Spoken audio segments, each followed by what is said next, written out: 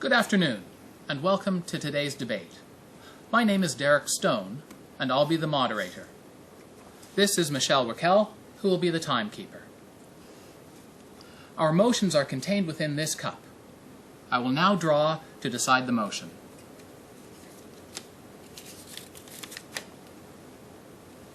Everyone under 18 should be subject to an 8 p.m. curfew.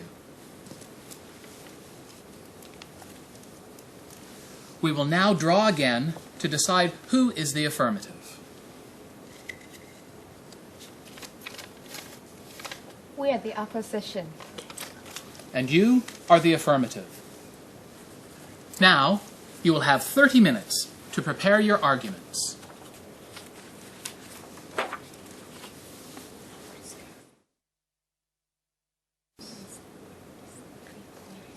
Welcome back.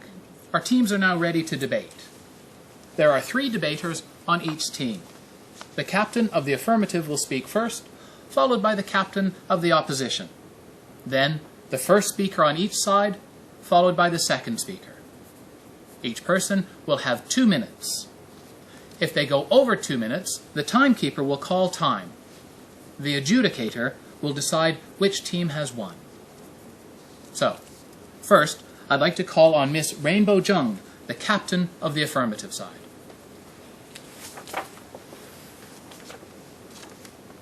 Ladies and gentlemen, I'm here to present the motion. Everyone under 18 should be subject to an 8 p.m. curfew. By curfew here, we mean a law stating that all those under 18 must be indoors at 8 p.m.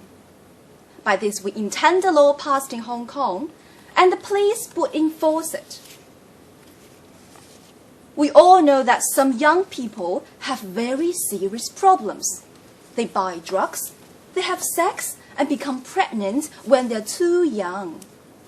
And begin drinking even as young as even 13. Like many parents find it impossible to control the behavior of their teenagers, like later at night. Some teenagers stayed out all night, and the parents can do nothing about it. They do not do the schoolwork. Think about it. If the next generation is poorly educated, it's not only they themselves, but also the families, and all of us will suffer. We propose to solve this problem with a curfew. If young people know that police will arrest them if they stay out, they will go home willingly to their parents. And most drug deals and sex activity take place at night. So these problems will be much reduced. And they will have less opportunity to drink because they're either at school or with their parents in the earlier parts of the day. We have suggested 8 p.m. as an appropriate time because we believe that this will leave them enough time to study. Thank you. Thank you, Miss Jung. Our next speaker will be the captain of the opposition, Miss Celia C. Ladies and gentlemen, my team and I firmly opposed to this motion for 4 reasons. First, the problem this motion is supposed to solve is not a serious one. Young people in Hong Kong are generally well behaved by global standards. The number of teenage pregnancies is quite small. And the rate of drunkenness and drug use among our young people is low. And yet, our opponent wishes us to believe that this very strong measure is necessary. Second, it is impractical. The affirmative side seems to believe that the police have unlimited resources. They now have a lot to do chasing criminals and drug dealers. How can you expect them to spend their time chasing ordinary teenagers who just want to go for a movie? Third, it would not achieve its goal. My opponent has already granted that it is possible to drink and have sex in the daytime. We submit that all the activity that now takes place at night would just happen in the daytime. Fourth, and most important, it is a major violation of the rights of young people. The great majority of young people just want to go to a movie or to a dance and have no intention of buying drugs or having sex. Even if they did have sex, we must ask whether this is a worse evil than the crime of limiting their freedom. We submit that this measure is unjustified. Thank you. Thank you, Miss C.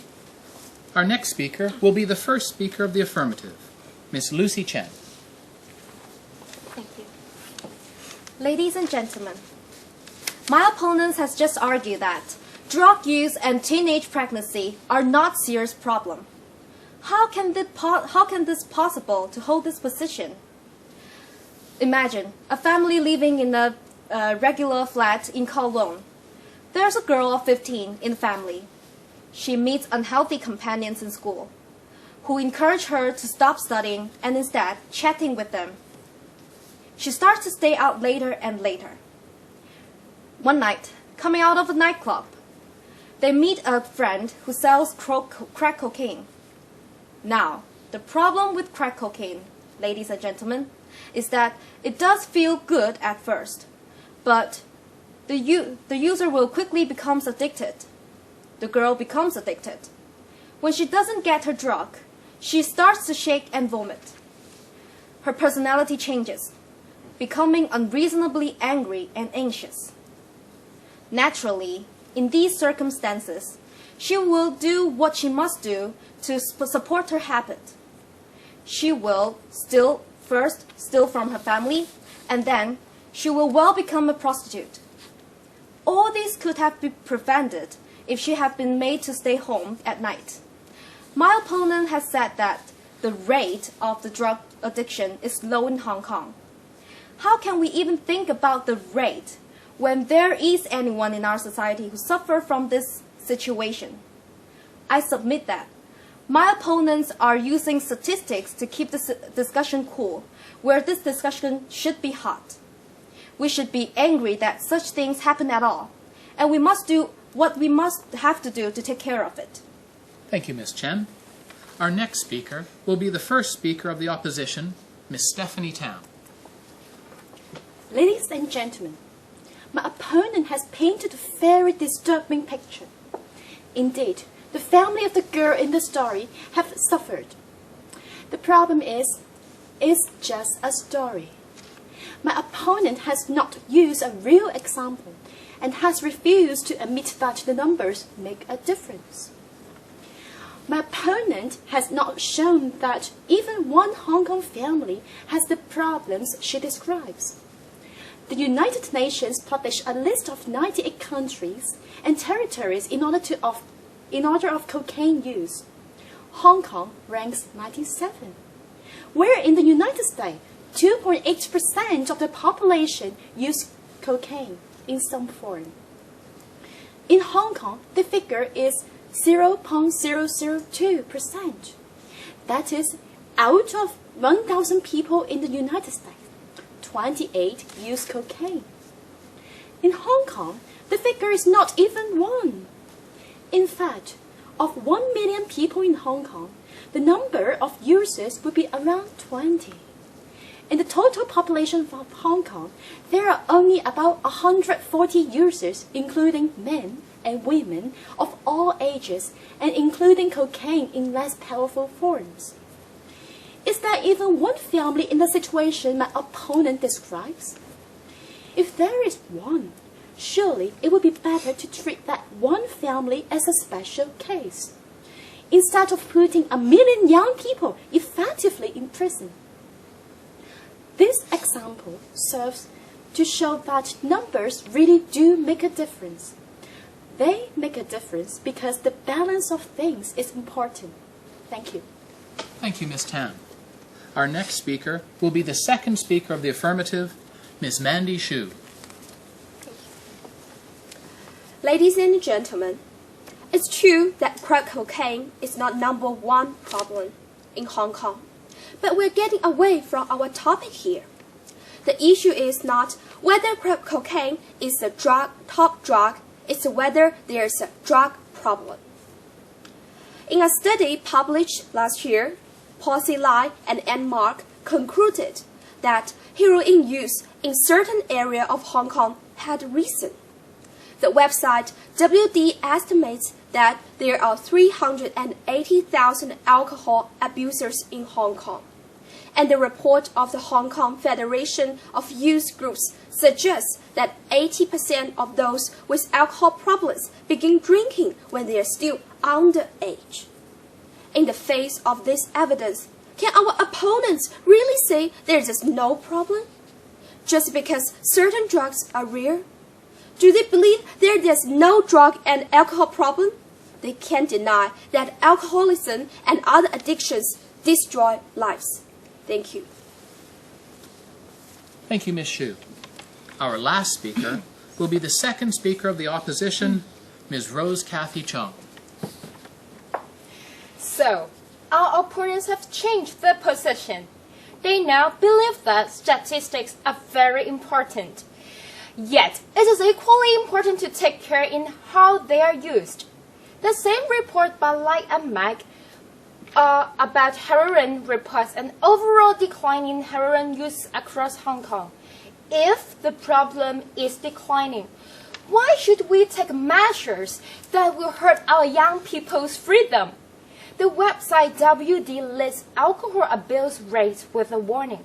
What they have done is taken the rate of alcohol abuse from the United States and divided by the population of Hong Kong. It is very obvious that that is not at all valid. Do most alcohol abusers start drinking when they are underage? Certainly. No one would expect anything else.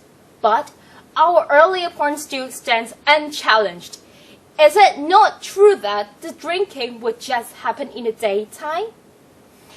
Our opponents keep insisting on the problem of drug and alcohol abuse, but they have failed to show that the problem is so serious as to merit this very strong solution.